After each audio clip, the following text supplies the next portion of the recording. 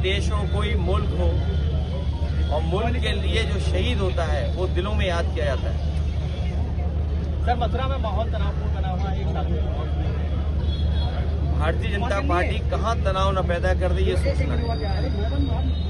अगर मथुरा में, वृंदावन में, धार्मिक स्थान पर साधु के साथ अगर ये व्यवहार हुआ हो, और वहीं काशी में जहाँ प्रधानमंत्री कई बार चुने गए हैं, खुलेआम एक छात्र ने एक छात्र को मार दिया, खुलेआम गोलियां चल रही हैं। इससे पहले गोरखपुर में गोरख धंधा होते हुए देखा होगा आपने, वहां भी खुलेआम गोली मार दी।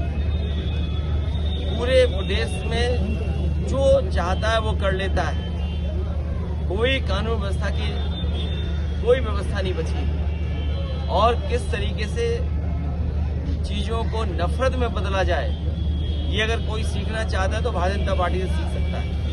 सर, पश्चिम बंगाल के